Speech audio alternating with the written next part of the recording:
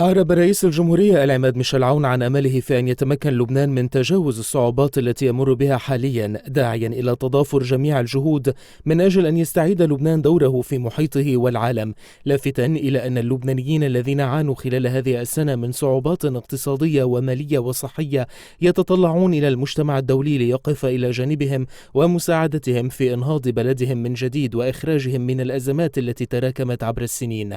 كلام رئيس عون جاء خلال استقباله في قصر بعبدة السفير البريطاني كريس رامبلينغ وكبير مستشاري وزارة الدفاع البريطانية لشؤون الشرق الأوسط الجنرال السور جون لوريمير في زيارة وداعية لمناسبة انتهاء مهمة السفير رامبلينغ في لبنان والجنرال لوريمير في المنطقة. ونوه الرئيس عون بالجهود التي بذلها السفير البريطاني في تعزيز العلاقات الثنائية بين البلدين وتطويرها في المجالات كافة. كذلك أشاد بدور الجنرال لوريمير في تطوير التعاون بين الجيشين اللبناني والبريطاني من خلال المساعدات العسكرية التي تضمنت بناء 41 برج مراقبة و38 مركزا متقدما على الحدود البرية، إضافة إلى 13 منظومة مراقبة متحركة وتدريب عناصر الجيش اللبناني وقوى الأمن وبناء مراكز للشرطة. كذلك شملت المساعدات البريطانية دعم القطاع التعليمي والمساعدة في أزمة كورونا والمساهمة في تمكين لبنان من تحمل عبء النزوح السوري، فضلا عن المساعدات العاجلة التي قدمت عقب الانفجار في مرفأ بيروت في 4 آب الماضي.